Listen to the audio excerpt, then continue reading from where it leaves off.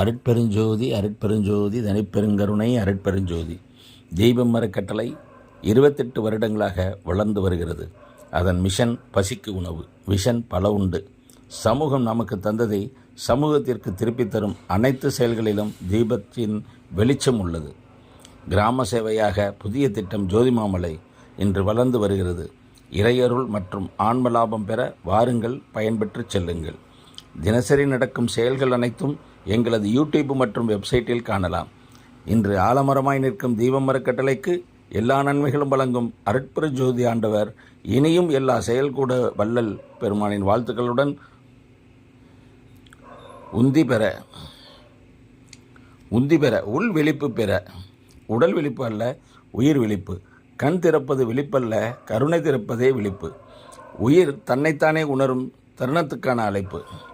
அகங்காரம் உறங்கச் செய்து அருள் விழிப்பித்தல். உந்தி பெற என்பது அகந்தை, அதாவது அமைதி, ஆசை அடக்கம், பசி கருணை, அறிவு அருள்.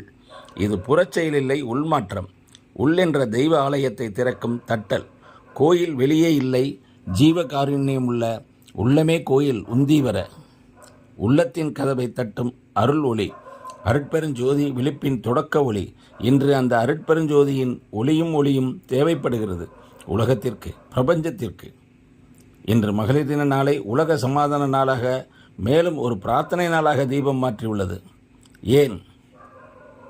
அமெரிக்கா மற்றும் இஸ்ரேல் ஈரான் போரில் வெந்து மடியும் மனிதர்களையும் மனங்களையும் இறையருள் மாற்றித்தர இன்றைய பிரார்த்தனை.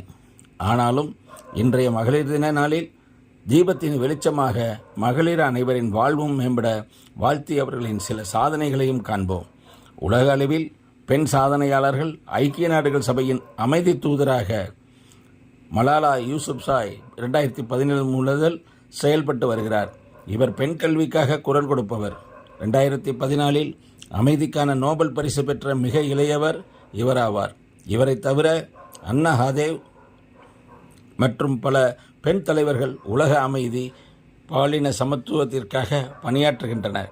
இந்திய அளவில் மிகப்பெரிய பெண் சாதனையாளர் திரௌபதி முர்மு இந்தியாவின் 15வது மற்றும் தற்போதைய குடியரசுத் தலைவர் 2022 முதல் ஆவார். ஒடிசாவைச் சேர்ந்த இவர் பழங்குடியின் சமூகத்திலிருந்து இந்த உயர் பதவியை வகிக்கும் முதல் நபர் மற்றும் 2வது பெண்மணி ஆவார். ஜார்க்கண்ட் மாநில ஆளுநராகவும் பாஜகவில் பல்வேறு பொறுப்புகளிலும் பணியாற்றிய அனுபவம் கொண்டவர்.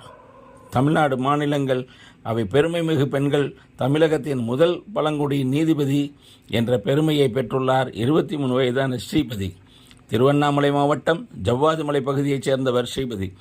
பழங்குடியினத்தைச் சேர்ந்த ஸ்ரீபதி 23 வயதில் பழங்குடியினர் பிரிவில் முதல் பெண் சிவில் நீதிபதி என்ற பெருமையை பெற்றார்.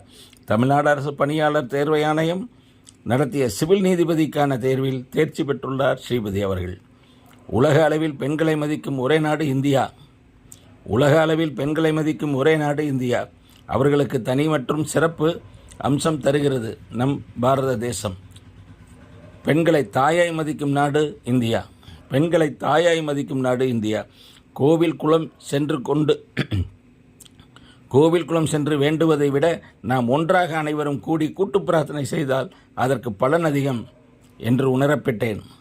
இன்று உலகத்தின் மேற்கே போர், அழிவு அனைத்திற்கும் காரணம் மனிதனை விட்டு பிரிந்து சென்று விட்டது. நம்முடைய கூட்டு பிரார்த்தனை உலகத்தில் உள்ள வக்கரத்தை அழித்து வளமான தேசங்களாக ஆக்கட்டும். வள்ளல் பெருமானின் கனவாக உலகமே ஒரு குடும்பமாக வீற்றிருக்கட்டும். மிளிரட்டும், ஒளிரட்டும். இந்த புனித பயணமே தீபத்தின் கூற்றாகும். அருட்பெருஞ்சோதி அருட்பெருஞ்சோதி தனிப்பெருங்கருணை அருட்பெருஞ்சோதி.